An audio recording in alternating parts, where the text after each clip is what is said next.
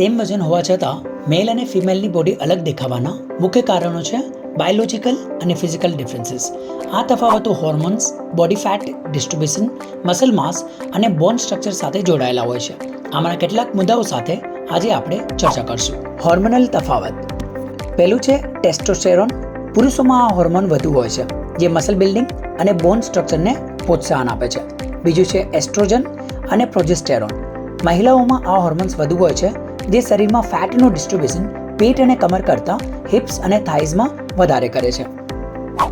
બીજું છે body fat distribution. પુરુષોમાં fat સામાન્ય રીતે પેટની આસપાસ વધારે જમા થાય છે. સેમ ફિમેલમાં પેટ, થાઇઝ, ગ્લુટ્સ, હિપ્સ અને સ્કિનની આસપાસ વધારે જમા થતો હોય છે, જે શરીરને નરમ અને સોફ્ટ દેખાવ આપે છે. ત્રીજું છે મસલ માસ અને સ્ટ્રેન્થ. પુરુષોમાં મસલ માસની ઊંચી માત્રા હોય છે, એને કારણે બોડી થોડું ટોન્ડ અને મજબૂત લાગે છે.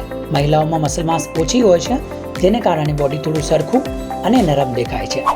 ચોથું છે હાડકાનું માળખું, સ્કેલેટલ સ્ટ્રક્ચર. પુરુષોના હાડકાં મોટા અને ઘના હોય છે, જેના કારણે તે ફિઝિકલી ભારે અને મજબૂત લાગે છે.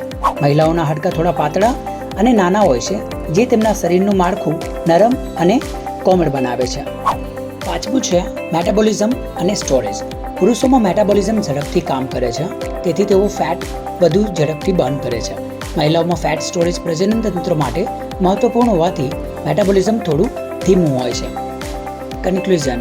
સેમ વેટ હોવા છતાં આ હોર્મોન્સ, ફેટ ડિસ્ટ્રીબ્યુશન અને સ્ટ્રક્ચરલ તફાવતના કારણે મેલ અને ફિમેલની બોડી અલગ દેખાય છે, પરંતુ યોગ્ય ડાયટ અને ટ્રેનિંગ દ્વારા આ તફાવતોમાં કદાચ કેટલા ફેરફાર લાવી શકાય છે. જે પણ મેલ યા ફિમેલને આ કન્ફ્યુઝન હોય કે મેલ અને ફિમેલનું વજન સેમ હોવા છતાં બોડીની સાઇઝમાં આટલો ડિફરન્સ કેમ હોય છે, તેમને આ વિડીયો જરૂર શેર કરજો. ગુજરાતીમાં હેલ્થ અને ફિટનેસની જાણકારી માટે મને યુટ્યુબ પર સબસ્ક્રાઇબ અને ઇન્સ્ટા પર ફોલો કરી શકો છો. Thank you so much and C you on the next video.